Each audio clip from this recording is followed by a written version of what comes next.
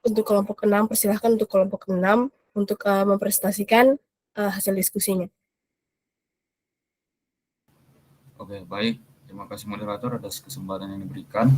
Baik, kami akan membawakan materi di sini macam-macam tanah, komponen-komponen tanah, air tanah, dan kapasitas lapang. Next.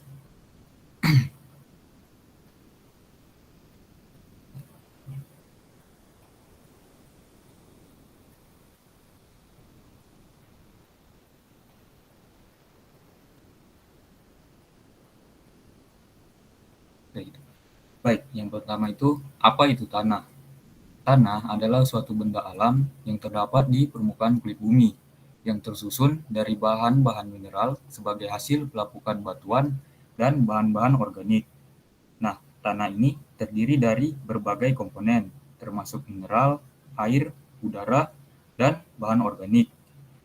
Mineral-mineral seperti pasir, debu, dan lempung memberikan tekstur tanah, sementara bahan organik seperti sisa-sisa tanaman dan hewan mati memberikan nutrisi dan meningkatkan struktur tanah. Next.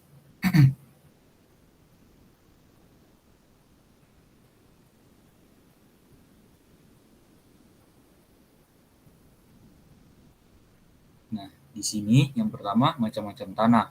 Nah, macam-macam tanah ini yang pertama berdasarkan proses terbentuknya. Ada yang namanya tanah humus. Tanah humus merupakan tanah yang paling subur untuk tumbuh-tumbuhan karena memiliki komposisi yang mirip dengan pupuk kompos. Hal ini karena tanah humus merupakan tanah yang terbentuk dari pelapukan daun dan juga batang pohon, serta ada percampuran dari kotoran hewan.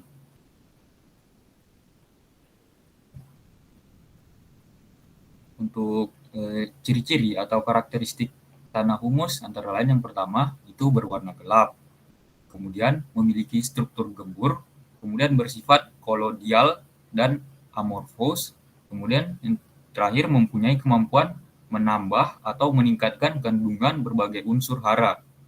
Di sini termasuk magnesium, kalium, dan juga kalsium.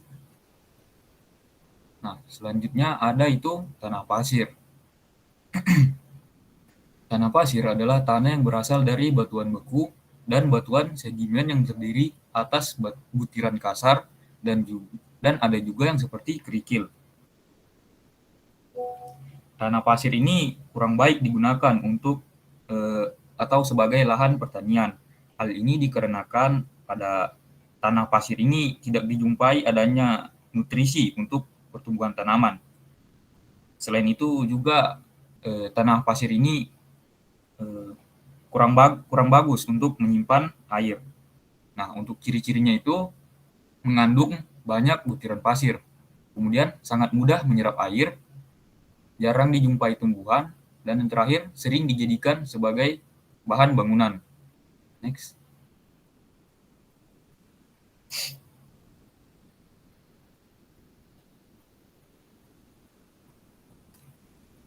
Kemudian ada tanah aluvial. Nah, tanah aluvial adalah tanah yang terbentuk dari pengendapan atau sedimentasi.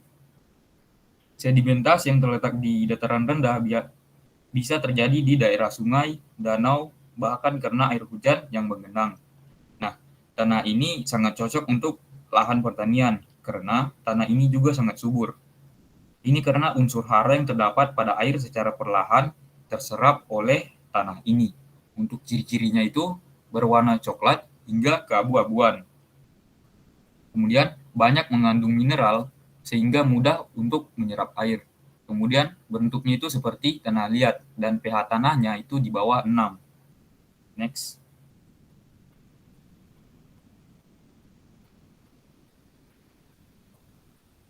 Selanjutnya itu ada tanah potsol. Nah, tanah potsol adalah tanah yang berasal dari sedimen kuarsa yang terbentuk karena pengaruh suhu yang rendah dan curah hujan yang tinggi. Nah, tanaman yang cocok dengan tanah ini adalah karet, kelapa sawit, jambu mete, dan kelapa. Nah, untuk ciri-cirinya itu tidak subur karena curah hujan yang tinggi, bertekstur pasir hingga lempung, Kemudian mengandung unsur hara karena kandungan sudah tercuci oleh air hujan. Nah, ciri lainnya adalah lapisan pada tanahnya itu terlihat jelas perbedaannya. Lapisan atasnya itu biasanya berwarna abu pucat. Boleh teman-teman lihat di gambar ini. Kemudian lapisan bawahnya itu berwarna kuning kemerahan. Nah, ini karena tanah ini mengalami potsolisasi, yaitu proses pemindahan bahan organik maupun mineral tanah dari lapisan atas ke bawahnya. Next.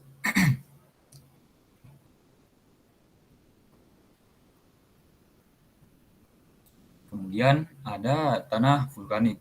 Nah, tanah vulkanik adalah tanah yang terbentuk akibat letusan gunung berapi, sehingga tanah tersebut sangat subur dan memiliki zat hara yang banyak.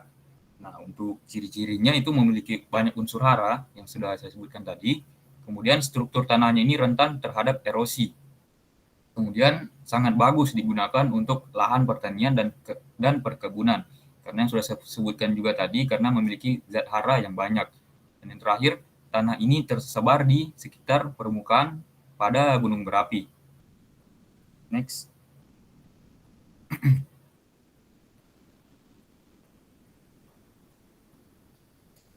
Kemudian di sini ada tanah laterit. Nah, atau bisa disebut juga dengan tanah merah. Ini dikarenakan tanah laterit ini terbentuk dari cuaca yang lembab dan lingkungan yang dingin.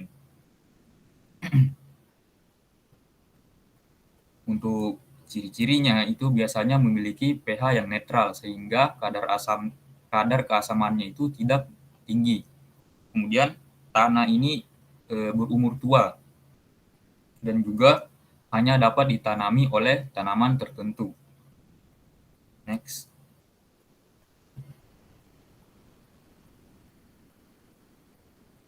Selanjutnya itu ada tanah organosol atau tanah gambut. Adalah tanah yang kurang subur untuk ditanami tanaman. Tanah ini itu terbentuk dari pelapukan tumbuhan rawa. Tanah gambut ini memiliki ciri-ciri itu unsur hara yang rendah dan kurang subur karena bersifat sangat asam. Selain itu, tanah gambut ini memiliki warna gelap, coklat kemerah-merahan atau coklat tua. Next.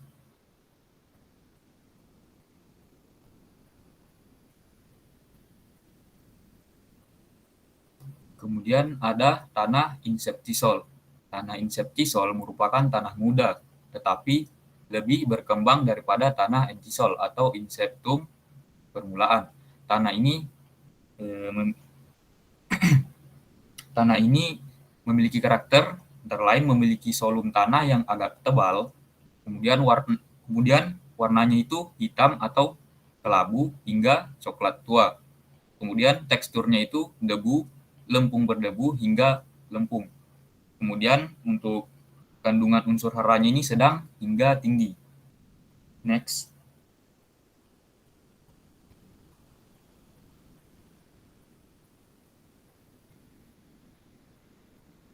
Nah, kalau tadi itu berdasarkan proses terbentuknya, yang kedua ini berdasarkan asalnya. Dapat dibedakan menjadi dua, yaitu tanah organik dan juga tanah anorganik. Nah, tanah organik adalah tanah yang berasal dari pelapukan dan sisa tanaman, serta juga dapat berasal dari kulit organisme yang telah mati. Kemudian untuk tanah yang anorganik itu biasanya tanah yang terbentuk dari pelapukan batuan, baik secara kimiawi maupun secara fisik. Nah, selanjutnya ada macam tanah berdasarkan kesuburannya. Itu ada 4. Yang pertama, tanah muda, tanah dewasa, tanah tua, sampai tanah sangat tua. Nah, tanah muda ini mengandung unsur hara sedikit, sehingga kurang subur. Kemudian ada tanah dewasa.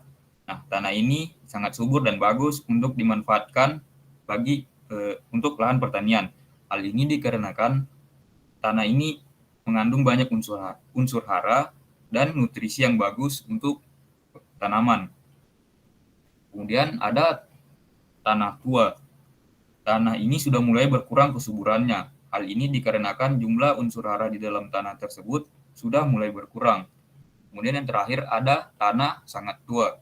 Tanah sangat tua Ini sudah tidak subur lagi karena unsur hara yang terkandung di dalamnya tinggal sedikit dan hampir habis. Next.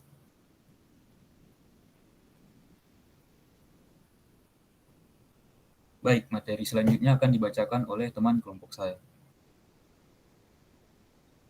Baik, terima kasih. Di sini sebelumnya saya akan melanjutkan materi dari teman saya, yaitu mengenai komponen-komponen tanah. Di sini dapat kita lihat ada sketsa persenan atau proporsi pada setiap komponen utama pada tanah. Nah, tanah ini terdiri dari partikel-partikel yang halus yang berasal dari gumpalan-gumpalan batu. Kemudian berdasarkan volumenya, maka tanah secara rata ini terdiri dari 50% padatan, yang dimana berupa 45% bahan mineral, kemudian juga ada 5% bahan organik. Kemudian untuk ruang porinya terdiri dari 50% yang berisi 25% air dan 25% udara.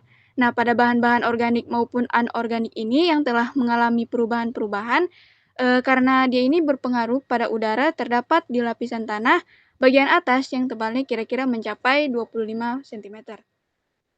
Kemudian di sini ada komponen penyusun tanah yang dimana bahan ini yang berpengaruh masih yang di atas. Pengertian dari komponen penyusun tanah ini adalah bahan yang berpengaruh terhadap pembentukan tanah sehingga menjadi satu kesatuan bagian yang utuh. Nah, secara umum tanah mineral ini dia terdapat berbagai fungsi sebagai media tumbuh ideal secara material. Nah, di mana komponen tanah ini dia memiliki 4 komponen utamanya. Next.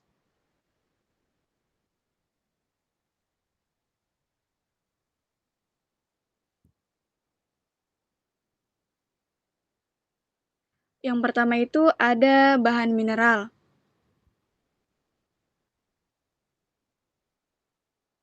Partikel mineral ini dia merupakan salah satu komponen yang terkandung di dalam tanah. Mineral ini merupakan hasil perombakan bahan-bahan batuan dan juga bahan anorganik yang terdapat di permukaan bumi. Nah, kemudian partikel mineral ini dia mengandung sebanyak 45%. Di sini dia berasal dari pelapukan batuan yang susunan mineralnya ini dapat bervariasi tergantung sumber batuan yang melapuk. Kemudian juga mineral ini merupakan komponen dari kristal-kristal hasil suatu persewaan yang mempunyai bentuk tertentu sebagai hasil reaksi antar dua atau lebih unsur kimia kulit bumi. Nah, di sini juga terdapat batuan. Nah, batuan beku atau vulkanik dari gunung berapi dan juga batuan endapan dan juga batuan metamorfosanya.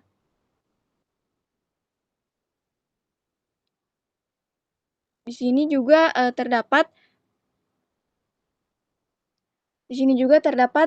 bahan-bahan organik yang dikenal sebagai humus. Nah, humus ini dia bahan organik ini berasal dari proses dekomposisi materi organik yang berasal dari hewan dan juga tumbuhan yang telah mati. Di dalam tanah, materi organik ini terdapat dibedakan menjadi 3 macam, yaitu terdapat sumber primer dan juga sumber sekunder, adapun sumber tersiernya. Next.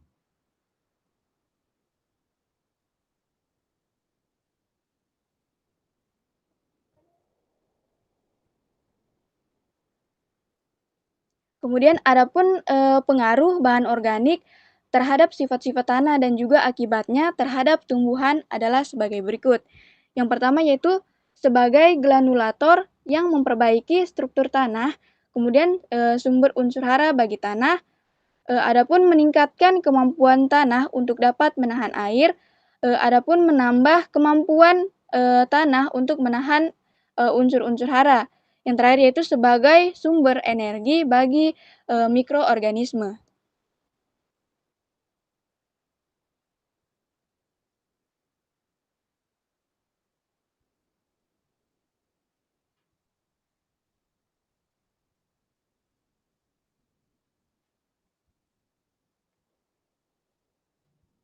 Kemudian ada air. Nah, di sini komponen selanjutnya air di dalam tanah menempati pada pori-pori tanah. Nah, di sini air di dalam tanah menempati porsi sebanyak 25%. Keberadaan air di dalam tanah merupakan akibat dari kemampuan tanah dalam menyerap air melalui mekanisme kohesi, adesi, dan juga gravitasi. Next.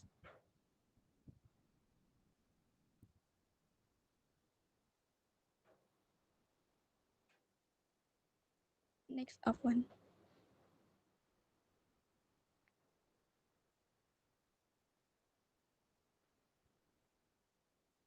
Nah, di sini dilihat dapat dibagi berdasarkan keberadaan air di dalam tanah dapat dibedakan menjadi beberapa macam, yaitu ada kapasitas lapang. Nah, kapasitas lapang ini merupakan keadaan di mana tanah cukup lembab yang ditunjukkan oleh jumlah air yang maksimal yang bisa ditahan tanah karena adanya gravitasi.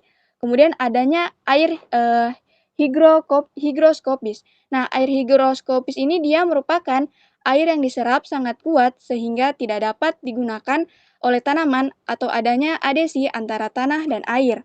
Kemudian adanya air kapiler. Nah, air kapiler ini dia merupakan air di dalam tanah yang dimana gaya adesi dan juga kohesinya ini dia lebih kuat dari gravitasi sehingga air dapat diserap oleh tanaman. Nah, ada juga titik layu permanen. Nah, titik layu permanen ini dia merupakan keadaan di mana akar-akar tanaman yang mulai tidak mampu untuk menyerap air tanah, di mana ini dikarenakan adanya kandungan yang sangat sedikit. Nah, karena tanah ini mencapai titik layu yang permanen, tanaman ini biasanya akan mulai layu. Kemudian ada jenis air mempunyai arti penting dalam dua gatra utama, yaitu gatra ekologi dan juga gatra pedologi. Apa sih itu gatra ekologi? Nah, gatra ekologi ini dia air yang dibutuhkan.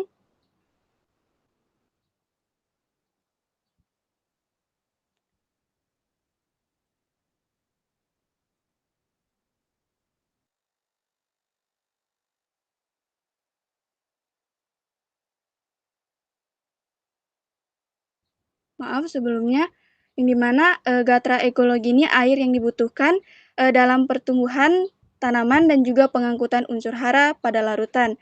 Kemudian ada gatra pedologi. Nah, gatra pedologi ini air yang merupakan faktor penting dalam pedogenesis, yaitu pelapukan atau pengayaan humus. Kemudian ada neraca air. Di dalam tanah ditentukan berdasarkan curah hujan efektif, kehilangan melalui kondensasi sangat kecil, kemudian ada kehilangan bentuk aliran, limpasan permukaan dipengaruhi kondisi tipografi, infiltrasi, atau kapasitas retensi air. Next.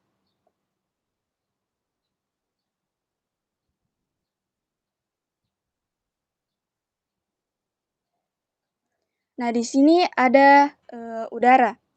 Di dalam tanah ini dia mengandung atau mempunyai porsi tanah sebesar 25% atau seperempatnya dari jumlah keseluruhan. Nah, kandungan udara yang ada di dalam tanah ini dia memungkinkan mikroorganisme tanah dapat hidup dan juga bermetabolisme. Kemudian untuk komposisi udara dalam tanah ini dia secara komposisi udara dapat dibanding udara atmosfernya. Dapat kita lihat bahwa CO2-nya ini adalah 0,1 sampai 25%. Sedangkan pada atmosfernya itu 0,03%. Kemudian untuk O2-nya ini dia kurang dari 21. Pada atmosfernya ini dia memiliki senilai 21%. Kemudian untuk N2-nya ini dia terdapat 79%, begitupun juga pada atmosfernya.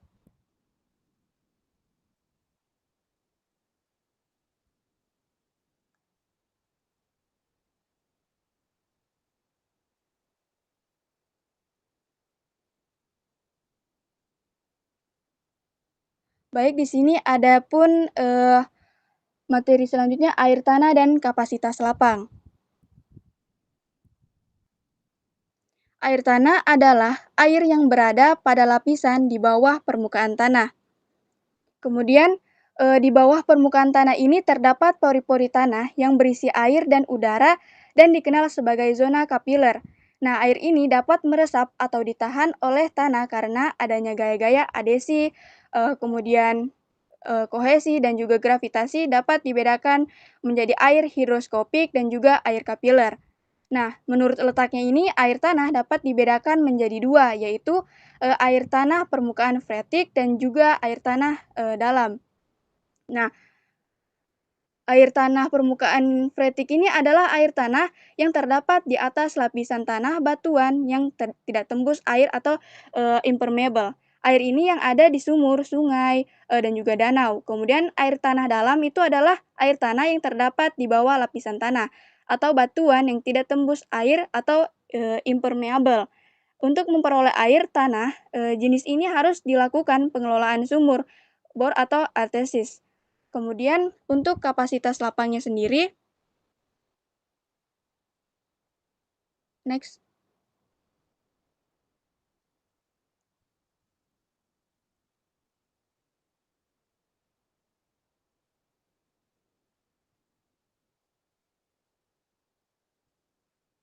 Oke, baik. Untuk kapasitas lapang ini adalah keadaan tanah yang cukup lembab yang menunjukkan jumlah air terbanyak yang dapat ditahan oleh tanah terhadap gaya tarik gravitasi. Kapasitas lapang ini adalah pengukuran penting dalam pengelolaan tanah. Ini dapat digunakan untuk menentukan jumlah air yang dibutuhkan tanaman dan kapan mengairi. Nah, selama air di dalam tanah ini masih lebih tinggi daripada kapasitas lapang, maka tanah ini akan tetap lembab. Ini disebabkan air kapiler selalu mengganti kehilangan air karena proses evaporasi. Next.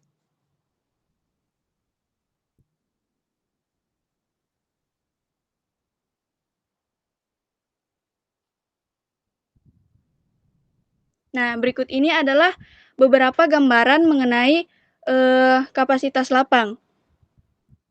Yang pertama itu ada akar-akar yang dimana tanaman ini yang tumbuh pada tanah-tanah yang kandungan air di bawah kapasitas lapang adalah akan selalu bercabang-cabang dengan hebat sekali. Kemudian kapasitas lapang ini dia sangat penting pula artinya karena dapat menunjukkan kandungan maksimum yang membasuhi tanah sampai lapisan pada bawahnya. Itu tergantung dari tekstur lapisan tanahnya. Maka akan dinaikkan kelembapan itu nanti sampai kering sampai pada kapasitas lapangnya.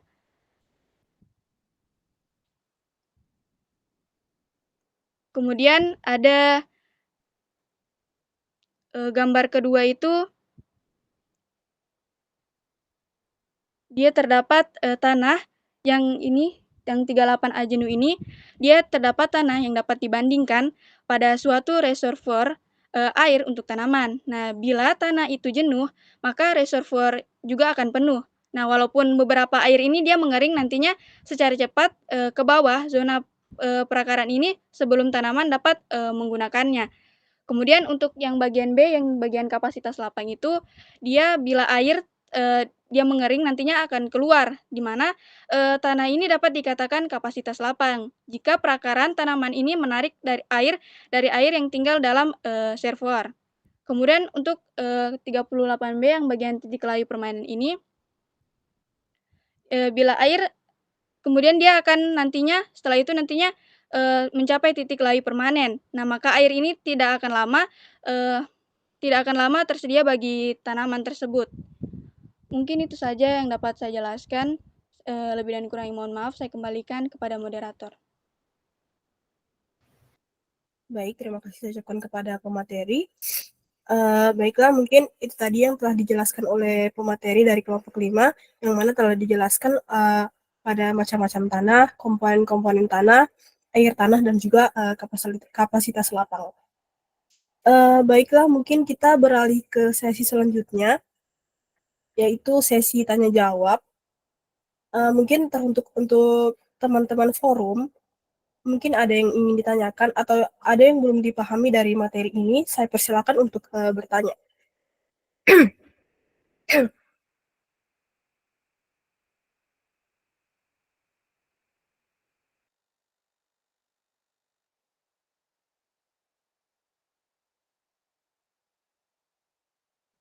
Moderator izin bertanya. Ya, saya persilakan kepada Saudari Salbia untuk memaparkan pertanyaannya. Oke, baik. Saya ucapkan terima kasih kepada moderator. Di sini saya sedikit bertanya mengenai apa yang dapat dilakukan untuk mengelola pH tanah ini agar ketersediaan nutrisi bagi tanaman itu optimal. Mungkin itu saja yang dapat saya tanyakan. Saya kembalikan kepada moderator. Baik, terima kasih kepada Saudari Salbia. Mungkin pertanyaannya juga bisa ditulis dalam pesan dalam panggilan agar teman-teman yang lain bisa melihat. Mungkin teman-teman yang lain masih ada yang ingin ditanyakan lagi, saya persilahkan.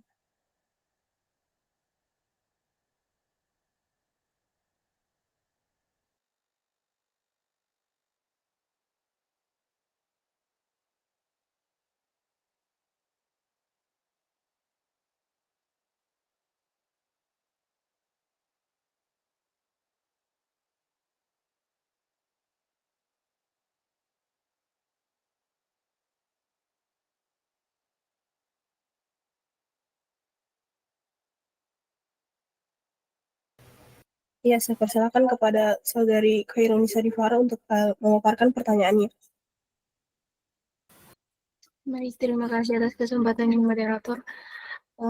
Saya izin bertanya mengenai mengapa komponen mineral dan organik dalam tanah sangat penting bagi pertumbuhan tanaman dan bagaimana keterkaitannya dengan sifat-sifat tanah tersebut.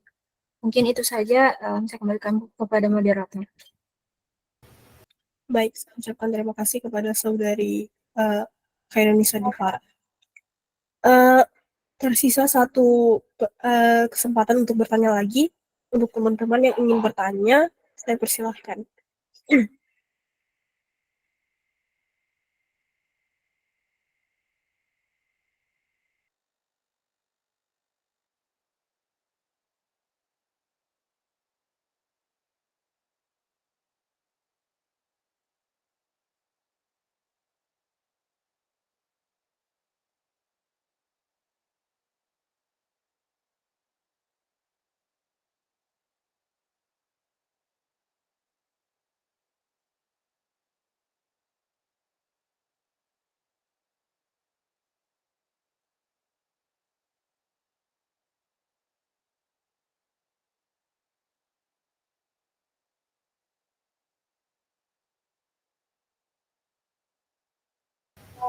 Mungkin sembari menunggu forum untuk bertanya, mungkin saya persilakan dulu untuk materi jika ingin menjawab pertanyaan yang telah ada.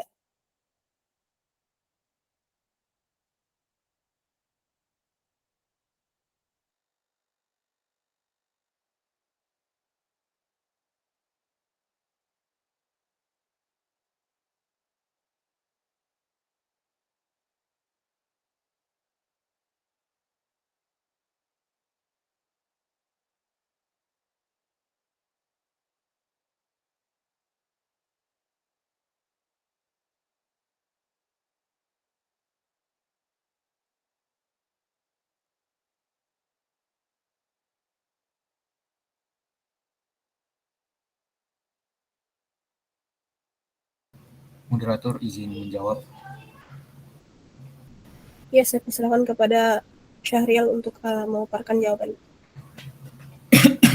Oke, pertanyaan dari Salbia, apa yang dapat dilakukan untuk mengelola pH tanah agar ketersediaan nutrisi bagi tanaman ini optimal?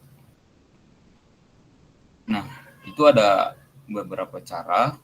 Yang pertama itu dengan melakukan pengukuran pH tanah. Nah, langkah ini itu adalah untuk melakukan dengan menggunakan pH meter atau kit untuk mengetes tanah. Ini akan memberi kita pemahaman tentang tingkat keasaman tanah tersebut. Kemudian selanjutnya itu dengan melakukan penyesuaian pH. Nah, jika pH ini tidak sesuai dengan kebutuhan tanaman, kita bisa menyesuaikannya dengan menambahkan bahan yang sesuai. Contohnya, kalau misal pH-nya ini rendah, kalau misal pH-nya ini rendah, untuk meningkatkan pH-nya ini, kita bisa menambahkan kapur pertanian atau bahan penyangga pH lainnya. Kemudian kalau pH-nya tinggi, nah untuk menurunkannya kita bisa menggunakan pupuk organik atau belerang. Kemudian langkah yang lain itu dengan menggunakan pupuk yang tepat. Nah, nutrisi tertentu lebih mudah diserap oleh tanaman pada pH tertentu. Jadi kita bisa memastikan untuk menggunakan pupuk yang sesuai dengan pH tanah. Misalnya pada tanah asam, contohnya fosfor dapat tersedia lebih baik. Sementara bila tanahnya ini basah atau tingkat keasamannya tinggi, itu mikroelemen seperti besi dan mangan.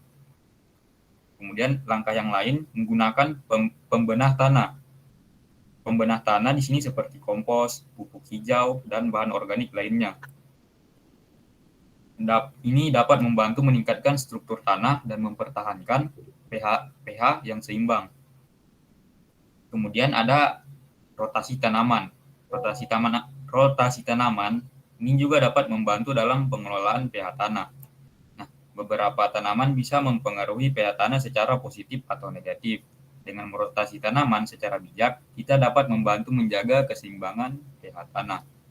Kemudian ada menghindari overfertilisasi. Nah, penggunaan pupuk yang berlebihan ini itu juga dapat mengganggu keseimbangan pH tanah. Jadi kita harus memastikan untuk memberikan dosis yang tepat, pupuk dengan dosis yang tepat pada tanaman. Kemudian irigasi yang tepat. Kualitas air irigasi juga dapat mempengaruhi pH tanah. Jadi kita harus memastikan air irigasi ini memiliki pH yang sesuai dengan kebutuhan tanaman atau tanah. Kemudian yang terakhir itu dengan melakukan pemantauan terus-menerus. Kita bisa melakukan pengukuran pH tanah ini secara teratur dan memperhatikan respon tanaman terhadap perubahan pH-nya atau perubahan tingkat keasamannya. Ini juga dapat membantu kita memperbaiki dan menjaga pH tanah pada tingkat yang optimal untuk mempertahankan pertumbuhan tanaman. Baik, mungkin itu saja yang dapat saya jawab. Saya kembalikan kepada moderator. Baik, saya ucapkan terima kasih untuk Syahrial selaku pemateri. Mungkin teman-teman pemateri yang lain atau forum ada yang ingin menambahkan jawaban? Saya persilahkan.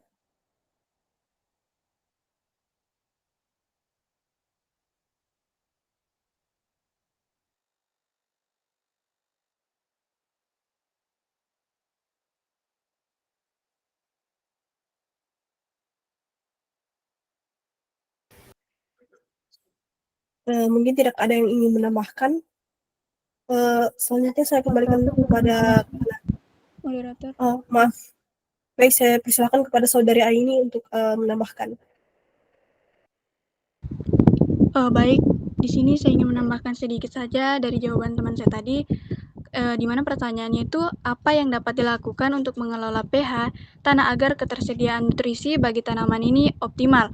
Nah, untuk mengelola pH tanah agar ketersediaan nutrisi bagi tanaman ini optimal, kita dapat melakukan beberapa langkah, yang dimana itu ada menyesuaikan pH tanahnya. Nah, yang pertama itu menurunkan pH tanah atau tanah basah. Nah, penambahan seperti penambahan belerang, ini belerang dapat membantu menurunkan pH tanah secara perlahan. Nah, Anda biasanya itu dapat digunakan untuk bubuk belerang atau elemental pada sulfur. Kemudian adanya penambahan sulfat. Nah, di sini kita dapat menggunakan pupuk sulfat seperti amonium, sulfat atau kalium sulfatnya. Kemudian juga ada penambahan gipsum. Nah, gipsum ini atau kalsium sulfat dapat membantu untuk penurunan pH tanah dan meningkatkan kualitas tanahnya. Nah, kemudian di sini ada penaikan pH tanah atau tanah asam. Di sini sudah dijelaskan sama teman saya tadi adanya pengapuran. Pengapuran ini adalah metode yang paling umum untuk menaikkan pH tanah. Anda di sini ataupun kita juga teman-teman dapat menggunakan kapur pertanian. Itu seperti dolomit atau kalsit yang tersedia di toko pertanian. Kemudian juga ada penambahan abu kayu. Nah, abu kayu ini dapat meningkatkan penaikan pH tanah dan juga menambahkan kalium ke tanah. Di sini juga terdapat penambahan kompos. Nah, kompos ini dapat membantu adanya menaikkan tanah secara perlahan dan meningkatkan kesuburan tanahnya. Mungkin itu saja yang dapat saya tambahkan. Lebih dan kurangnya mohon maaf. Saya kembalikan kepada moderator. Baik, saya ucapkan terima kasih kepada saudari Aini yang telah menambahkan jawaban dari pemateri. Mungkin teman-teman yang lain masih ada yang ingin menambahkan lagi? Izin menyangga moderator. Iya, saya persilakan kepada saudari Shirley untuk menyangga. Kan tadi dikatakan dari saudari Aini bahwa kapur kayu tadi apa tadi kayu itu mengandung pH tanah yang bagaimana? Jadi saya ingin bertanya apa yang menyebabkan sehingga itu bisa menjadi pupuk yang alami begitu?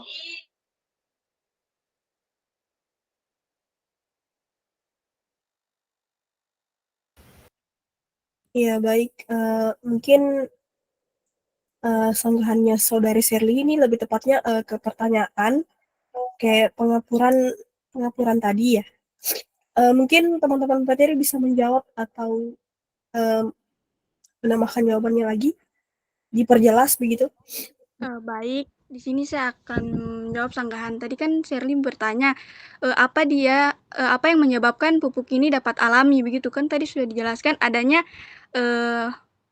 proses dekomposisi atau penguraian bahan-bahan organik. Nah, di sini dia ada tadi termasuk dalam komponen itu ada bahan organik. Nah, pada bahan organik itu terdapat jenis bahan dan juga kadar airnya, kemudian ukuran bahan. Di situ juga terdapat mikroorganisme. Yang dimana mikroorganisme ini seperti jamur ataupun bakteri, dia juga berperan penting dalam proses dekomposisi bahan organik ini. Nah, yang dimana mikroorganisme ini dia dapat menguraikan bahan organik menjadi senyawa yang lebih sederhana, mudah diserap oleh tanaman. Mungkin itu yang dapat saya jawab. Saya kembalikan kepada moderator. Iya, baik. Terima kasih kepada saudari Aini. Mungkin saya kembalikan lagi kepada saudari Shirley. Apakah bisa diterima jawaban dari saudari Aini? Iya, terima kasih moderator. Ya, baik. Terima kasih, saudari Shirley. Mungkin saya kembalikan lagi kepada forum. Apakah masih ada lagi yang ingin disanggah atau ditanyakan? Atau menambahkan maksud saya?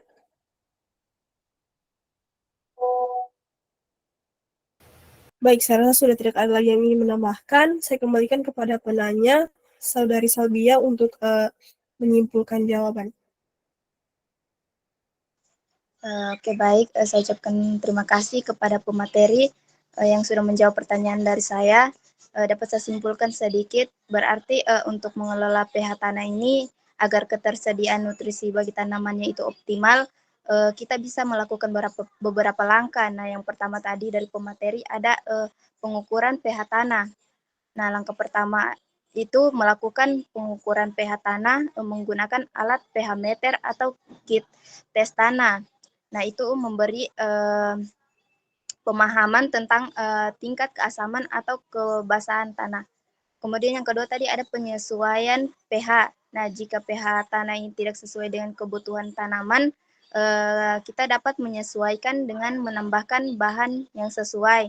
Nah, misalnya itu tanah asam atau pH yang rendah. Nah, untuk meningkatkan pH-nya itu kita bisa menambahkan kapur pertanian atau bahan penyangga pH lainnya. Kemudian tanah basah atau pH tinggi. Nah, untuk menurunkan pH-nya itu kita bisa menggunakan pupuk organik atau belerang. Kemudian tadi ada yang ketiga menggunakan pupuk yang tepat.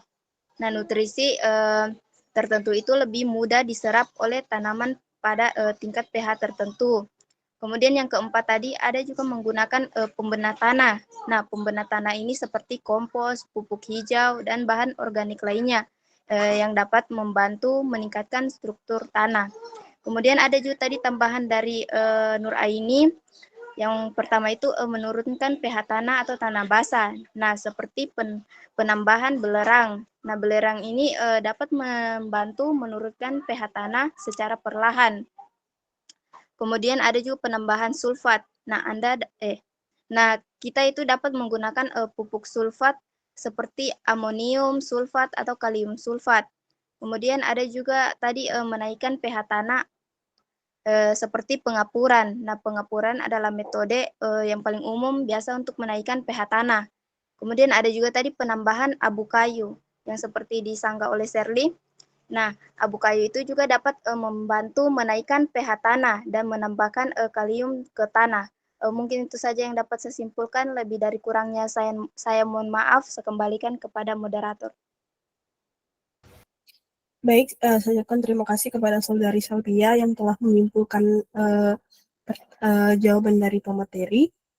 Mungkin teman-teman forum di sini masih ada lagi yang ingin bertanya. Saya persilahkan untuk bertanya.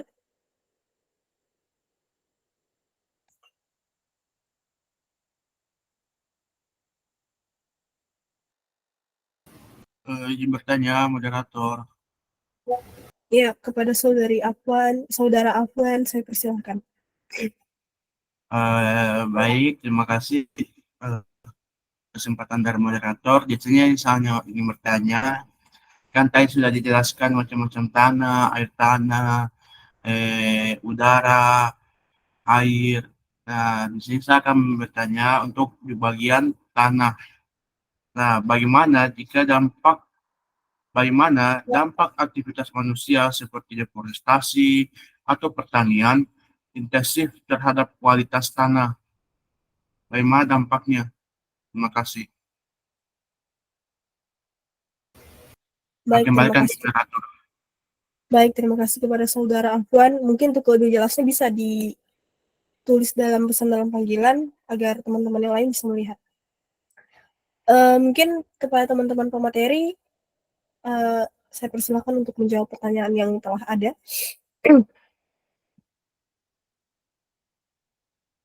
Moderator izin menjawab. Ya, kepada Saudari Aini saya persilakan.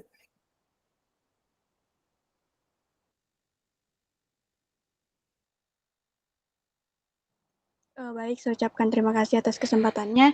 Di sini saya ingin menjawab pertanyaan dari Khairunisa Dwi Fahra, yang dimana pertanyaannya itu mengenai mengapa komponen mineral dan organik dalam tanah ini sangat penting bagi pertumbuhan tanaman. Kemudian bagaimana keterkaitan dengan sifat-sifat tanahnya.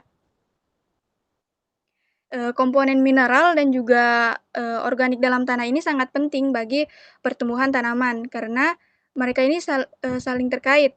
Yang pertama itu adanya komponen mineral. Nah, sumber unsur hara pada komponen mineral ini dia terdapat sumber unsur hara. Tanah mineral menyediakan berbagai hara penting bagi tanaman seperti nitrogen, kemudian ada fosfor, kalium, dan juga kalsium, magnesium, dan sulfur. Nah, unsur hara ini dia dibutuhkan oleh tanaman untuk pertumbuhan dan juga perkembangannya. Kemudian adanya struktur tanah. Nah, pada partikel mineral ini, tanah seperti pasir, kemudian ada debu dan juga membentuk struktur tanah.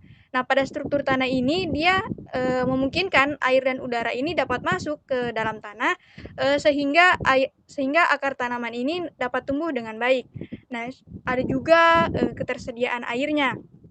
Nah, ketersediaan air ini tanah mineral dapat menahan air sehingga tanaman tidak mudah kering. Nah, pada komponen organik ini, dia memiliki sumber unsur hara, kemudian juga meningkatkan kesuburan tanah, dan juga dapat memperbaiki struktur tanahnya.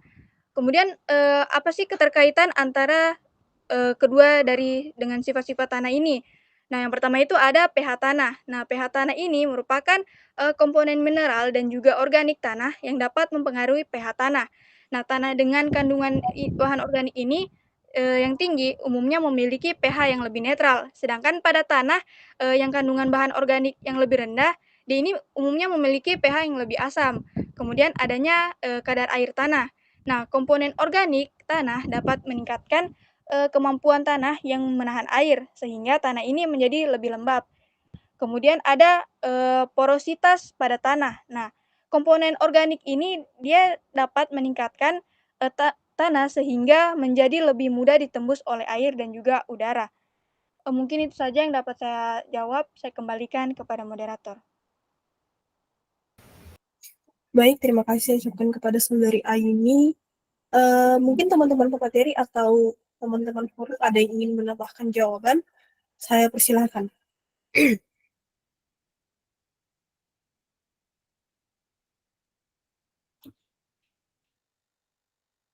Ya, kepada saudara Afwan Riyadi, saya persilahkan untuk menambahkan jawaban. Baik, terima kasih atas kesempatan dari moderator.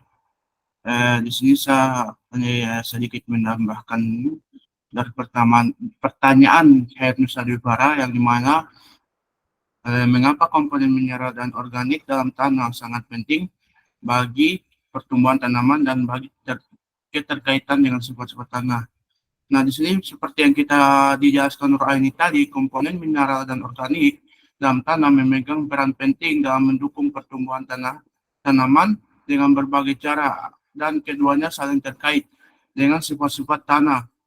Nah, tentu saja di sini ada ketersediaan mikroba tanah.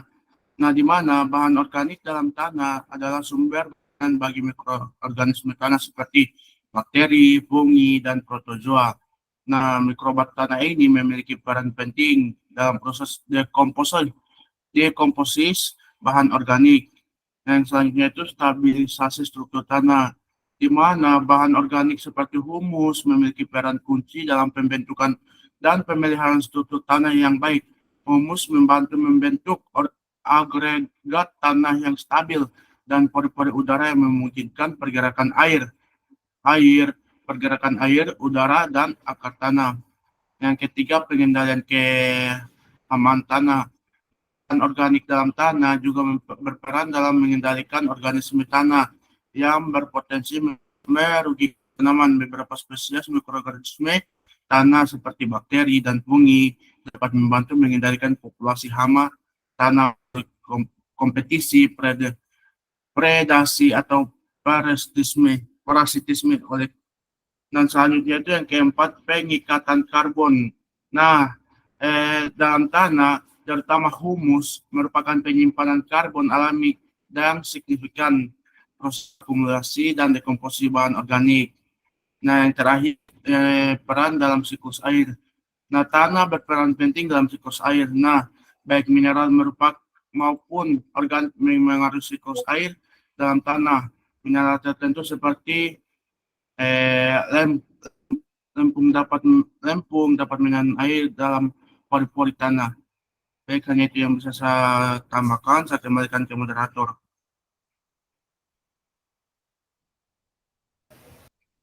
Baik, terima kasih kepada saudara Alvin yang telah menambahkan jawaban dari pemateri. Mungkin ada lagi teman-teman yang lain? Forum atau menambahkan. Ya, kepada saudari Gina, saya persilahkan untuk menambahkan. Baik, saya ucapkan terima kasih.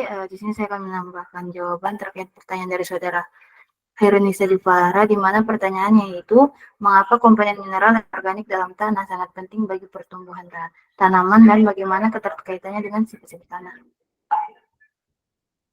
Baik, komponen mineral dan organik dalam tanah sangat penting bagi pertumbuhan tanaman karena mereka mempengaruhi kesuburan tanah, yang merupakan faktor yang sangat penting untuk pertumbuhan dan perkembangan tanaman. Tanah merupakan media tumbuh yang ideal yang terdiri dari 4 komponen utama, bahan padatan atau mineral dan organik, air, dan udara. Mineral dan organik merupakan komponen terbesar dalam tanah yang mempengaruhi sifat fisik, kimiawi, dan ekologis tanah. Sifat fisik tanah seperti warna, granulasi, serta plastisitas dan kohesi ditentukan oleh komponen mineral dan organik. Organik dapat menghasilkan humus tanah yang terutama berperan secara koloidal. Organik juga menghindari ion-ion hara dari pelindian oleh aliran massa air. Sifat kimiawi tanah seperti ketersediaan basa-basa dan ion-ion hara ditentukan oleh komponen mineral dan organik. Organik dapat menghasilkan humus tanah yang terutama berperan secara koloidal. Organik organik juga menghindari ion-ion hara dari pelindian oleh aliran massa air. Sifat ekologis tanah yang terdiri dari 3 kelompok material, yaitu material hidup atau faktor biotik berupa biota atau jasad-jasad hayati, faktor abiotik berupa bahan organik, dan faktor abiotik berupa pasir, debu, dan liat, dan ditentukan oleh komponen mineral dan organik. Mungkin hanya itu yang dapat saya tambahkan. Saya kembalikan kepada moderator. Baik, terima kasih saya ucapkan kepada Saudari Gina yang telah menambahkan jawaban dari pemateri. Mungkin masih ada lagi satu kesempatan lagi untuk menambahkan jawaban. Teman-teman forum lagi izin menambahkan. Mohon maaf sebelumnya karena Muhammad Syahrial adalah pemateri, jadi saya harus berikan kesempatan dulu untuk Muhammad Syahrial. Saya persilahkan. Baik, terima kasih kesempatannya moderator. Saya hanya ingin menambahkan sedikit di bagian bagaimana keterkaitannya dengan sifat-sifat tanah. Nah, komponen mineral dan organik dalam tanah ini saling berinteraksi untuk membentuk lingkungan yang subur dan produktif bagi pertumbuhan tanaman, serta menjaga keseimbangan ekosistem tanah secara keseluruhan. Komponen mineral seperti pasir, lumpur, dan tanah liat menyediakan struktur dasar bagi tanah. Mereka ini berperan sebagai penampung nutrisi yang diperlukan oleh tanaman. Sedangkan bahan organik dalam tanah ini seperti sisa tanaman yang membusuk memberikan nutrisi penting seperti karbon, nitrogen, fosfor, dan kalium. Interaksi antara bahan organik dan mineral juga melibatkan reaksi kimia yang penting untuk ketersediaan nutrisi bagi tanaman. Asam humat, asam fulvik merupakan hasil dekomposisi bahan organik, membantu mengikat dan melepaskan nutrisi dari mineral-mineral tanah, menjadikannya lebih tersedia bagi tanaman. Bahan organik juga memberikan energi bagi mikroorganisme tanah. Mikroorganisme ini penting dalam proses dekomposisi bahan organik, meningkatkan sirkulasi nutrisi dalam tanah, dan mendukung produktivitas tanaman dengan membantu pemecahan bahan organik menjadi bentuk yang dapat diambil oleh tanah. Nah, keterkaitannya antara komponen mineral dan organik dalam tanah adalah aspek kunci dalam menjaga kesuburan tanah dan keseimbangan ekosistem tanah secara keseluruhan. Baik, mungkin itu saja yang dapat saya tambahkan. Saya kembalikan kepada moderator. Baik, saya ucapkan terima kasih kepada Saudari Syahrial selaku pemateri yang telah menambahkan jawaban lagi. Mungkin karena sudah terlalu banyak yang menambahkan, jadi saya kembalikan saja langsung saja kepada penanya untuk menyimpulkan jawaban yang telah dipaparkan oleh teman-teman pemateri dan juga teman-teman forum.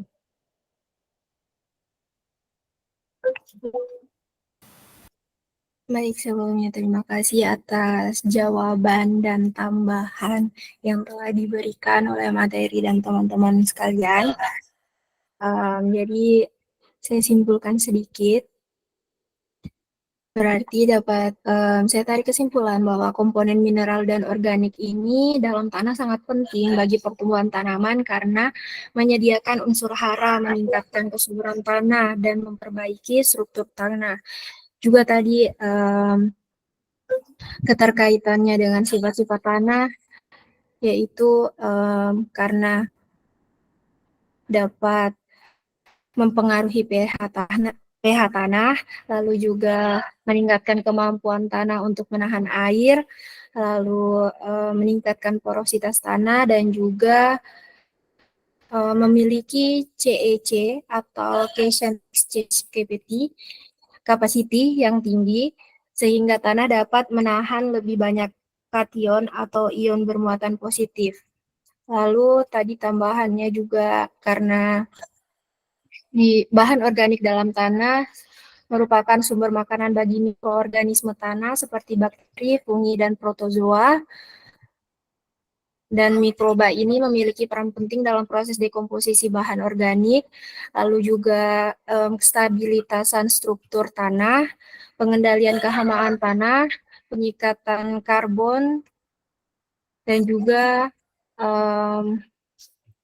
mempengaruhi kesuburan tanah yang merupakan faktor yang sangat penting karena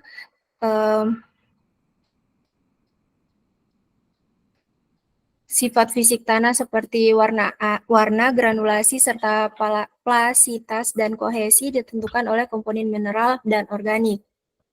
Mungkin itu saja yang dapat saya simpulkan. Kurang lebihnya saya mohon maaf, saya kembalikan kepada moderator. Ya, saya ucapkan terima kasih kepada saudari Khairunisa Divara yang telah menyimpulkan jawaban dari teman-teman pemateri serta forum.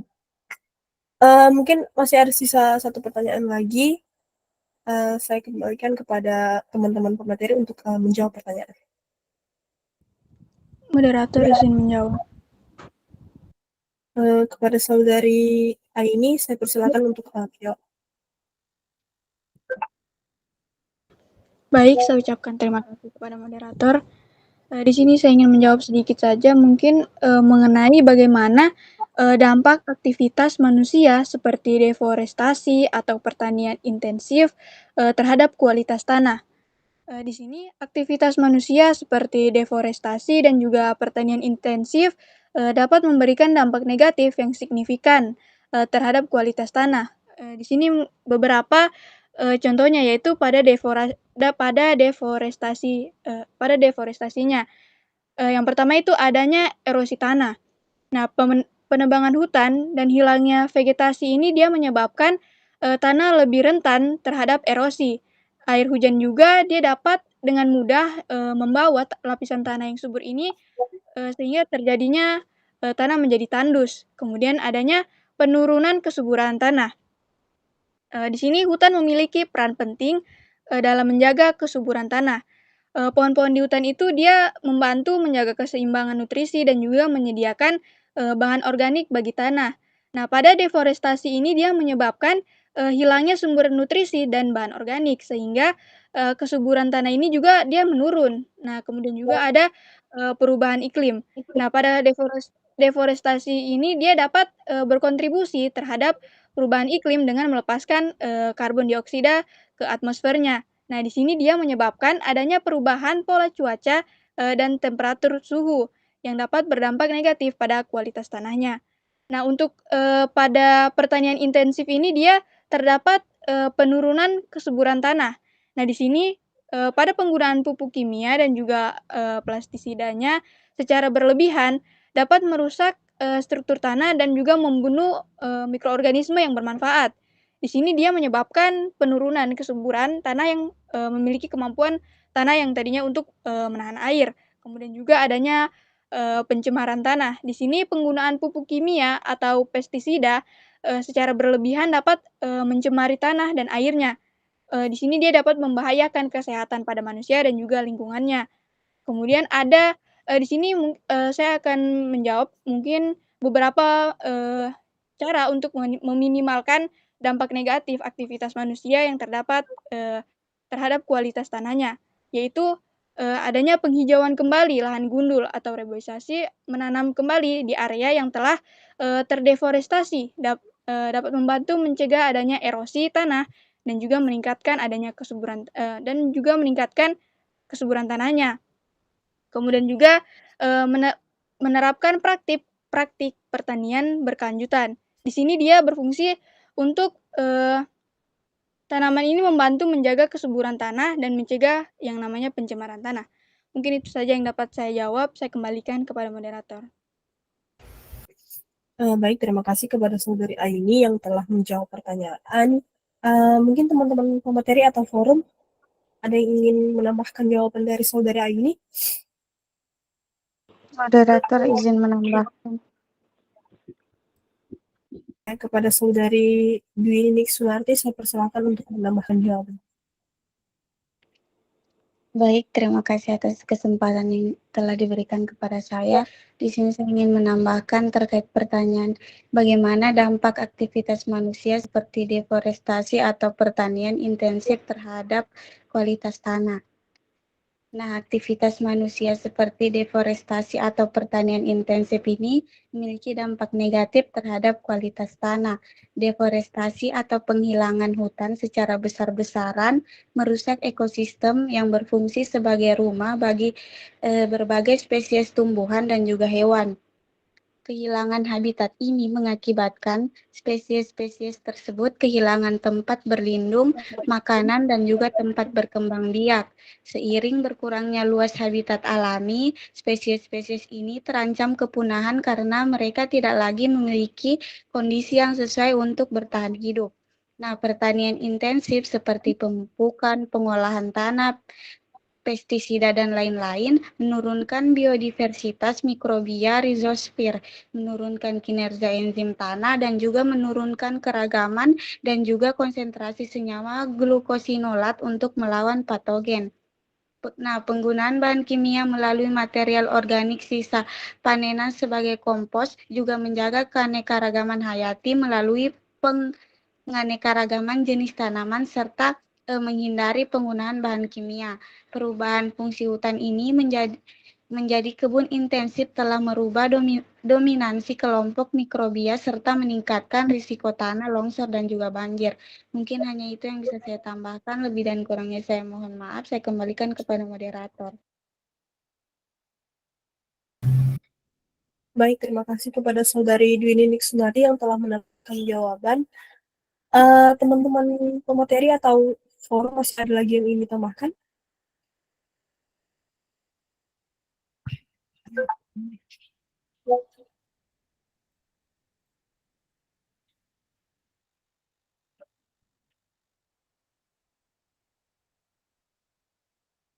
Bisa menambahkan benar. Ya, kepada Saudari Sherly, saya persilakan untuk menambahkan jawaban.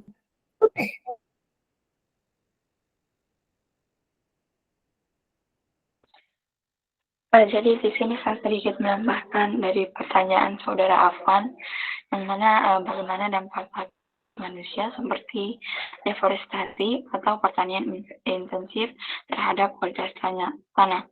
Jadi deforestasi ini atau pengunduran hutan itu secara besar-besaran telah menjadi masalah global ya, yang merusak lingkungan dan kualitas tanah, di mana akar pohon yang kuat memberikan tanah itu dapat mencegah erosi ketika hutan ditebang dan tanah menjadi rentan terhadap erosi oleh air dan angin. Ini itu mengakibatkan penurunan kesuburan tanah karena atas itu yang kayak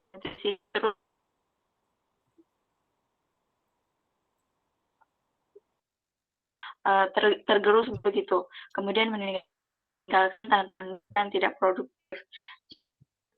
Selain itu juga deforestasi itu juga mengurangi kemampuan tanah untuk menyerap air hujan, yang mana itu dapat menyebabkan banjir dan longsor tanah. Jadi tanah dominasi dengan sedimentasi yang berdampak negatif pada kehidupan akuatik. Kemudian pertanian intensif. Jadi dampak pertanian ini konvensional yang menggunakan pestisida dan pupuk kimia dapat mengakibatkan pencerahan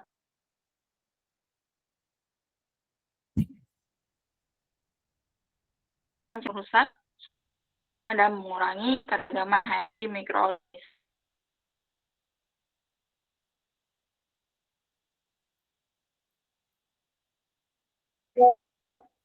Untuk kesuburan.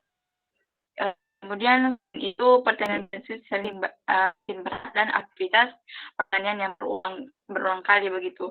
Kemudian kompaksi tanah ini mengurangi porositas tanah, mana sirkulasi dan air serta membuat pertumbuhan akar tanaman. Jadi mungkin itu saja yang dapat saya tambahkan, moderator. Terima kasih.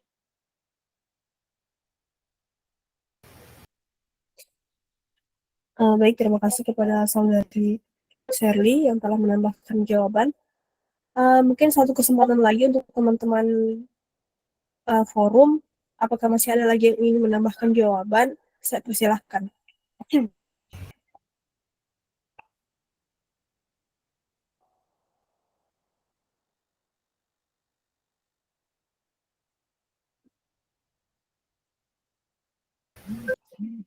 Ya, baik. Mungkin sudah tidak ada lagi yang ingin menambahkan jawaban.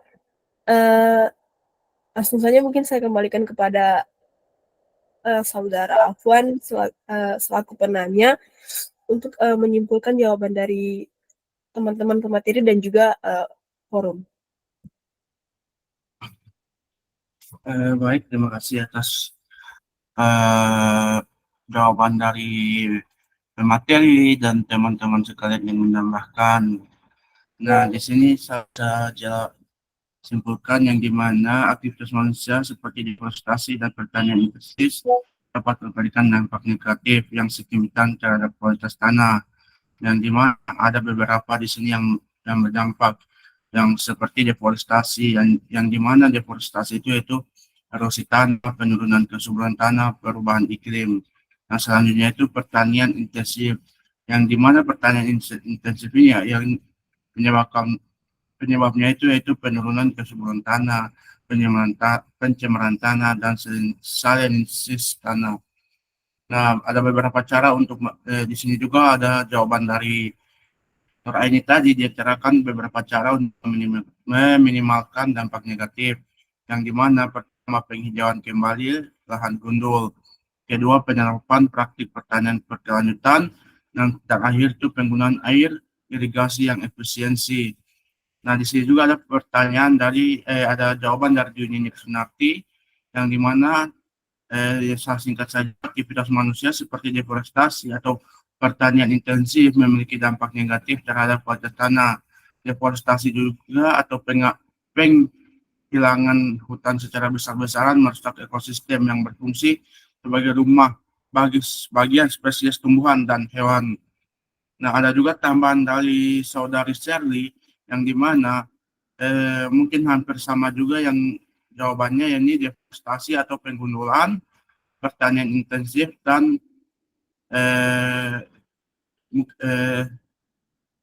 deforestasi dan pertanian intensif, yang mungkin jawabannya hampir sama juga dengan yang di atas. Terima kasih, hanya itu yang bisa saya simpulkan. Saya kembalikan ke moderator. Baik, saya ucapkan terima kasih kepada saudara Afwan yang telah menyimpulkan jawaban dari pemateri.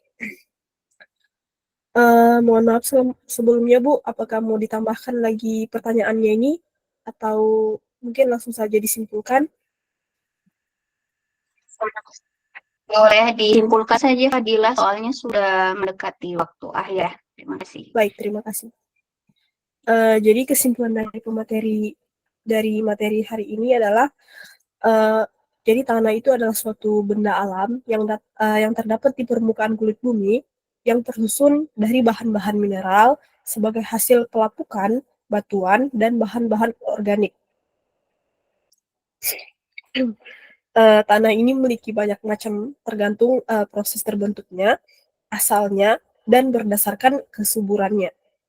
Di dalam tanah juga terdapat komponen penyusun, yaitu ada air, udara, dan bahan mineral, dan juga ada bahan organik. Air tanah itu adalah air yang berada pada lapisan di bawah permukaan tanah, dan juga ada juga kapasitas lapang atau KL adalah keadaan tanah yang cukup lembab yang menunjukkan jumlah air terbanyak yang dapat ditahan oleh tanah terhadap gaya tarik gravitasi. Baik, saya rasa cuma itu yang bisa saya simpulkan.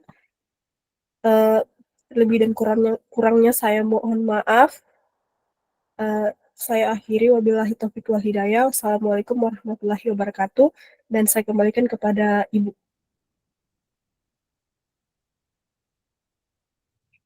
Waalaikumsalam warahmatullahi wabarakatuh. Terima kasih adik-adik. Ya.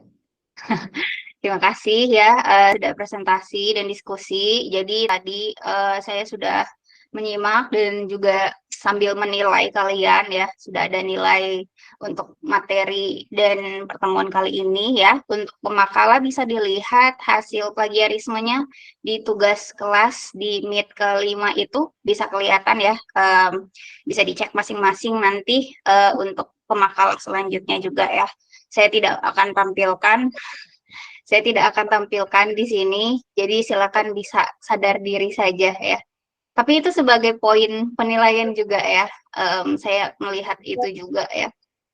Oke, saya mungkin hanya sedikit saja bisa menambahkan karena hanya tersisa sedikit waktu juga ya. Di Google Classroom itu saya sudah kasih materi untuk tambahan kalian bisa belajar walaupun itu bahasa Inggris ya. Jadi adik-adik bisa melihat ya di materi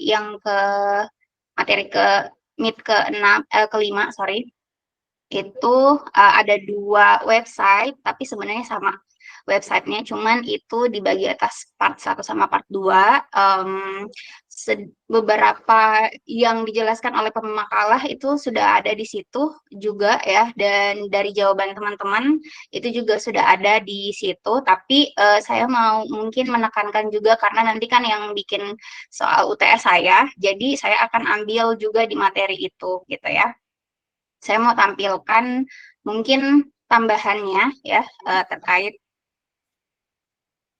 materi kali ini ya tentang tanah. Jadi jawabannya tadi banyak sekali yang menambahkan. Saya bersyukur kalian punya banyak jawaban ya, walaupun mungkin tadi ada yang mirip-mirip jawabannya. Ini bisa di 1 atau 2. Kalau 1 itu biasanya lebih ke materi tentang apa ya, klasifikasi tanah ya. Di sini kalau kita next page itu kita bisa lihat faktor yang mempengaruhi kualitas tanah ini ya. Ada 5. Tadi juga ada yang sudah menyebutkan dan menjelaskan ini ya. Kemudian ada ya, ini faktor-faktornya. Ini soil age itu berarti usia tanah ya. Usia tanah itu tadi belum disebutkan atau mungkin saya tidak menyimak detail. Jadi usia tanah itu juga bisa dilihat di sini bahwa tanah itu, ini tadi klasifikasinya ya. Klasifikasinya, jenis-jenis tanahnya, ternyata tanah itu juga hampir mirip klasifikasinya seperti tumbuhan atau hewan gitu ya, ataupun organisme hidup. Mereka bisa diklasifikasikan berdasarkan ordo di sini, kemudian lalu ada subordo, kemudian sampai ke family dan juga tekstur serinya. Ini yang lebih lengkapnya. Kalau analoginya seperti spesies, ini spesiesnya gitu ya. Ini klasifikasi paling lengkapnya di bagian bawah ini ya. Ini ada 10.500 jenis dari tanah. Nah, terus ini seriesnya, ini taksonominya tadi, usianya kayaknya ada di bagian soil kedua ya, ini. Ya, bisa dilihat nanti ya. Ini sudah dijelaskan sama pemakalah juga bahwa tanah itu terdiri dari beberapa materi. Ada udara, air, ya, 25%, ada air 25%, 50% ya, berarti ini apa namanya, udara dan air, kemudian mineral 45. Oh, saya tidak lihat kan ini. Mineralnya 45%, terus bahan organiknya 5%. Ini adalah komposisi tanah yang ideal. Nah, tapi bisa saja beda-beda ya, tergantung dari jenis tanahnya ya. Tapi ini komponennya apa namanya, kisarannya segini. Nah, terus tekstur tanah itu tadi dijelaskan tidak ya sama pemakalah mengenai tekstur tanah. Jadi tekstur tanah itu ada 3 di sini. Ada yang sand atau pasir ya, ukurannya besar, paling besar ya, sekitar 2 sampai 0,05 mm, ini paling besar. Kemudian ada yang kedua, yang medium itu silt, bahasa Indonesianya itu lanau atau lumpur ya, kalau nggak salah. Ini yang di tengah, 0,05 sampai 0,002 mm. Terus yang paling kecil itu ada clay, kurang dari 0,002 mm. Bahasa Indonesianya itu lempung ya, lempung atau tanah liat. Ini, jadi ada 3 tekstur tanah. Nah, tanah yang secara keseluruhan itu bisa saja kombinasi dari 3 ini gitu. Bisa pasir, bisa kemudian ada lumpur, lanau ya, dan juga clay ini, tanah liat atau lempung gitu. Jadi bisa kombinasi tiga-tiganya tergantung dari persentase dari tekstur mana yang paling dominan. Nah, di sini mungkin saya akan masukkan ini sebagai bagian UTS. Kalian bisa lihat segitiga ini ya. Segitiga ini kalian lihat ya, segitiga ini kalian bisa lihat bagaimana caranya kita menentukan tanahnya itu apa gitu. Jadi kalau misalnya dia itu tanahnya persentase terbesarnya misalnya silt, yang ini sebelah kanan ini, sisi segitiga sebelah kanan gitu ya. Misalnya dia 100% gitu ya. Silt, kemudian selain silt misalnya ada juga pasir, dia 10%. Terus misalnya sand-nya clay-nya itu misalnya 10%, maka tanah itu disebut sebagai silt gitu. Ya, jadi kita bisa menentukan tanah secara keseluruhan itu apa bergantung dari berapa persentase masing-masing si tiga ini gitu ya. Untuk lebih jelasnya bisa dilihat di tabel ini. Kalau misalnya di sini nanti mungkin saya akan memberikan soal seperti ini, mungkin ya satu nomor soal atau satu sub soal. Misalnya ditentukan kalau clay-nya atau tanah liatnya 24, terus silt-nya itu 37, sand-nya itu 39, maka kalian harus menentukan kelas tekstur tanahnya itu apa. Nah, ini bisa dilihat di segitiga ini, gitu ya. Jadi sebenarnya untuk lebih mudah kita memahami klasifikasi tanah yang tadi sudah dijelaskan oleh pemakalah di bagian awal ya, itu sebenarnya kita lebih mudahnya melihatnya di sini gitu. Jadi apakah mereka itu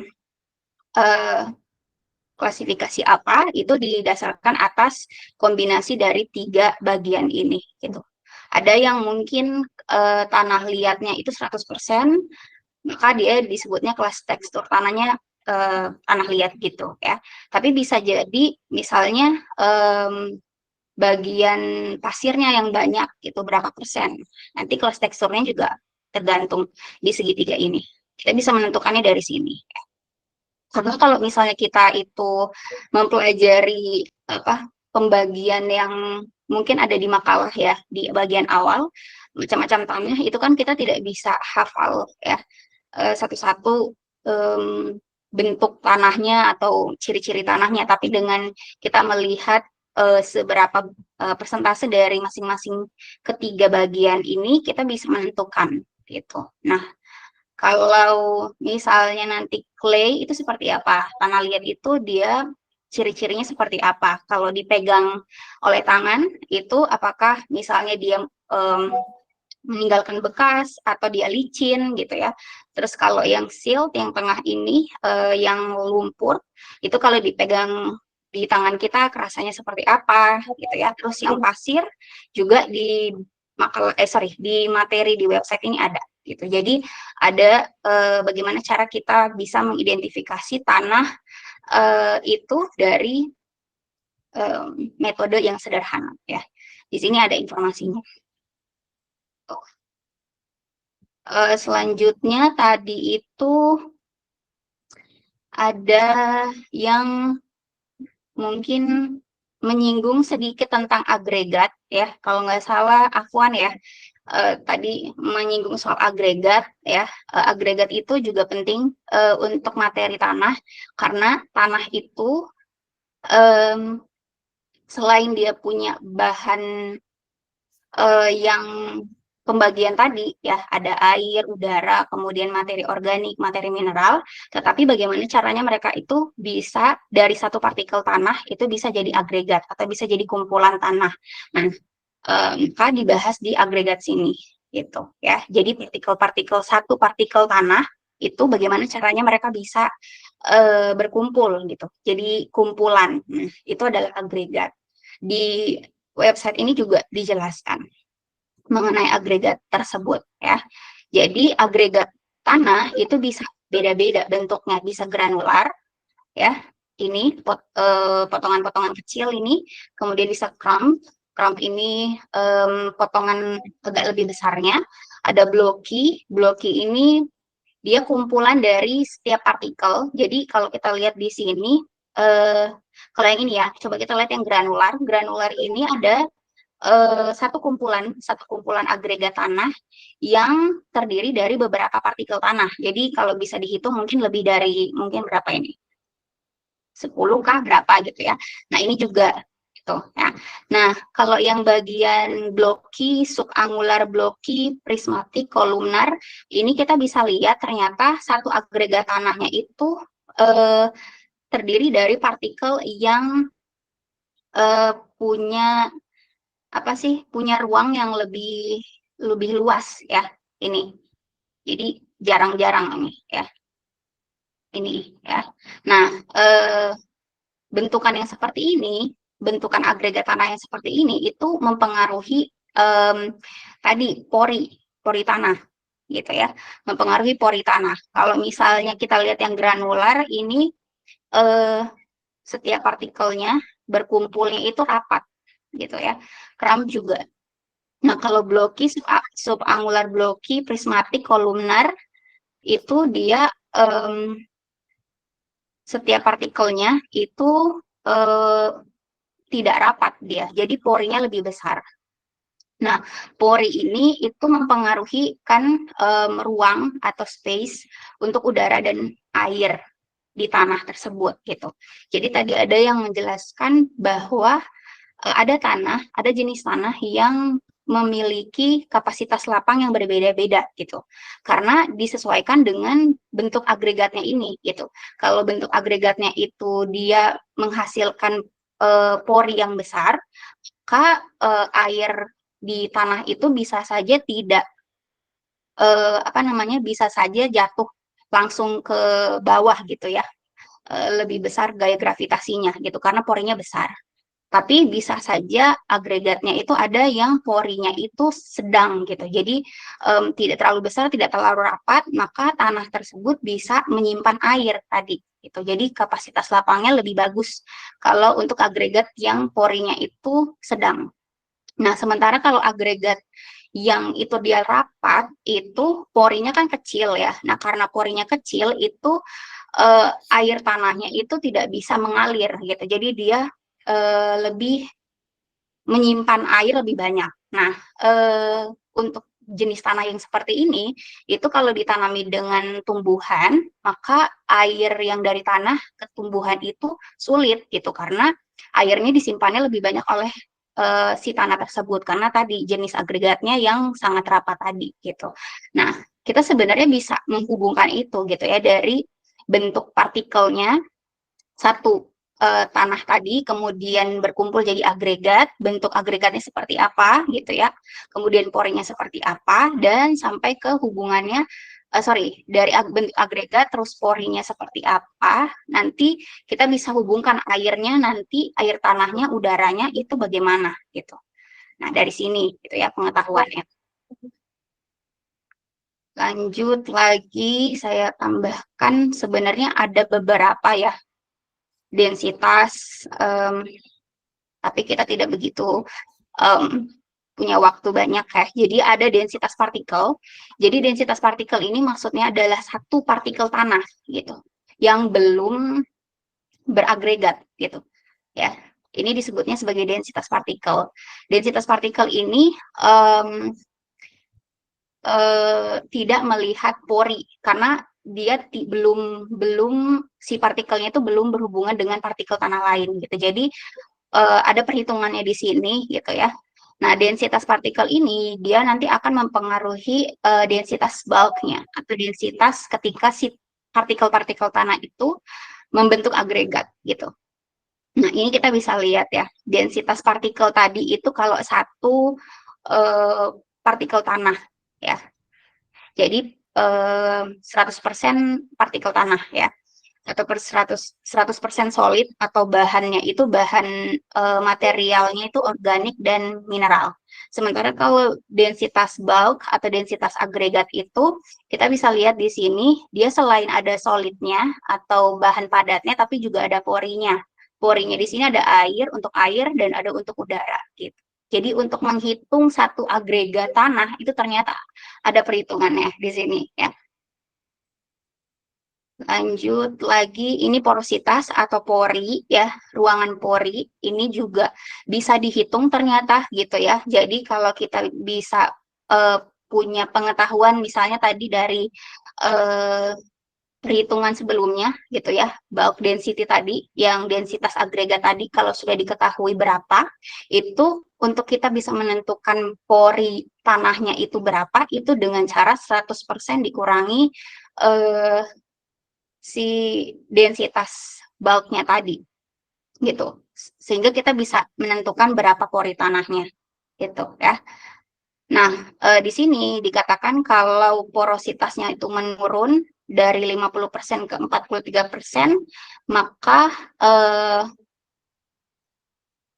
agregatnya nanti seperti apa gitu. Di sini bisa dilihat di sini ya. Jadi kalau misalnya porinya itu mungkin lebih besar dibandingkan agregatnya, maka pori tanahnya itu berarti dia besar gitu ya. Persentase porinya besar, maka berarti porinya besar, maka sebenarnya di sini harus ada juga ya kayak indikatornya gitu. Yang mana yang menentukan nantinya si tanah itu bisa menyimpan air tanahnya lebih bagus yang mana gitu ya. Tapi di situ ada. Nah, ini porinya ya, pori-porinya itu kalau kita lihat di sini yang bagian kiri itu dia terdiri dari beberapa agregat ya, agregat tanah clay, tanah liat ya. Di sini pori di dalam agregatnya itu padat ya ini, tapi setiap dari agregat ini porinya besar gitu ya, dibandingkan dengan yang pasir. Kalau pasir, setiap agregatnya itu di dalam satu agregat itu porinya itu besar, tetapi ketika kita lihat antar agregat porinya itu kecil gitu. Jadi berbanding terbalik ya. Nah, untuk tanah yang punya lebih banyak pembagian antara pasir ataupun tanah liat itu kurang cocok gitu ya, tanahnya itu kurang bagus untuk pertumbuhan tanaman dibandingkan dengan yang antara tadi, yang tanah silt tadi gitu ya. Tanah silt itu di tengah-tengah itu lebih bagus dibandingkan kedua ini gitu ya. Jadi silakan bisa dilihat lebih lengkapnya ada di sini mengenai tambahan materinya ya.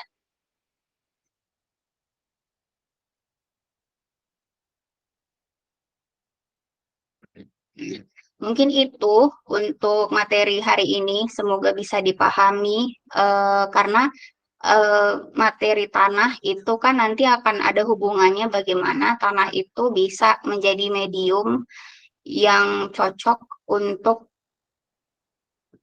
tanaman ya. Jadi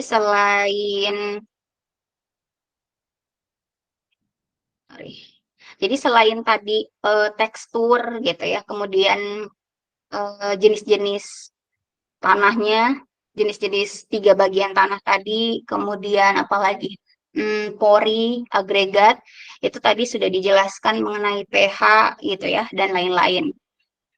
Mungkin kalau yang bagian pH tadi sudah cukup jelas ya penjelasannya, bahwa pH tanah itu berhubungan sekali dengan pertumbuhan tanaman gitu ya. Jadi kalau pH-nya itu asam sekitaran 6-7 itu biasanya tanah yang cocok untuk pertumbuhan tanaman secara umum ya. Kalau misalnya tanahnya itu dia itu misalnya lebih dari 7, berarti kan bisa sifatnya basah ya. Nah, kalau sifatnya basa tanahnya berarti sebelum tanahnya itu dipakai untuk medium pertumbuhan tanaman, tanahnya tersebut itu harus diukur dulu tadi pakai pH meter. Nah, lalu dilihat berapa pH-nya. Nah, kalau misalnya dia itu tidak sesuai dengan pH untuk pertumbuhan tanaman, perlu ditambahkan bahan-bahan yang bisa menurunkan pH. Jadi dari pH basah yang lebih dari 7 tadi harus turun misalnya kisaran 6 sampai 7 gitu ya. Nah, bahan-bahan yang ditambahkan itu berarti bahan asam gitu ya, bahan asam kuat ya. Misalnya klorin gitu ya dan lain-lain.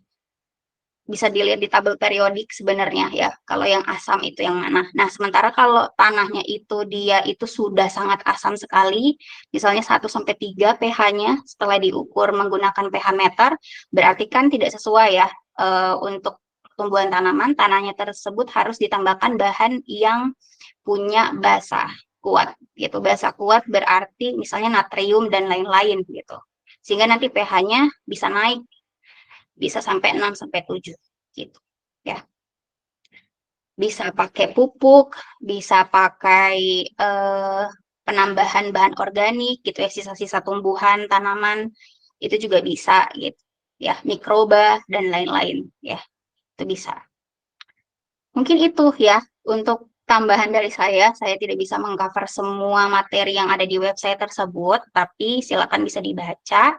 Yang tadi saya notice ya untuk dimasukkan ke dalam soal UTS bisa diperhatikan yang bagian mana tadi ya. Silakan bisa dilihat. Mungkin itu saja untuk penambahan dari saya. Sebelum saya tutup, saya ya, ada yang mau bertanya? Tidak, Ibu. Mohon maaf sebelumnya, Ibu. MK kami yang kedua sudah ada Bapak di link. Bagaimana? Sudah ada dosen di MK kami yang berikutnya, Ibu. Sebenarnya sudah iya. jam masuknya. Jam berapa masuknya? 14.10, Ibu. Oh iya. Oke. Saya ambil 5 menit. Masuk. Ya. Gimana? 14.10 Ibu jamnya MK. Iya, saya ambil 5 menit berarti ya. Sekarang karena kan sudah jam 2.15. Gitu ya. Jadi mungkin saya tutup saja untuk hari ini. Terima kasih adik-adik. Untuk absensi, saya belum absensi. Boleh minta tolong kepada ketua kelas. Bisa dikasih tahu siapa yang tidak hadir hari ini. Kalau di screenshotan saya di Google Classroom itu mungkin baru beberapa ya. Jadi tolong kalau saya mau pakai absensi di screenshotan itu nanti takutnya ada yang tidak hadir. Tolong nanti ditambahkan ya. Atau informasi lebih lanjut lagi siapa yang tidak hadir gitu ya. Terima kasih banyak adik-adik. Mohon maaf mengambil waktunya beberapa menit. Kita cukupkan ya untuk hari ini. Terima kasih banyak. Assalamualaikum warahmatullahi wabarakatuh dan selamat siang.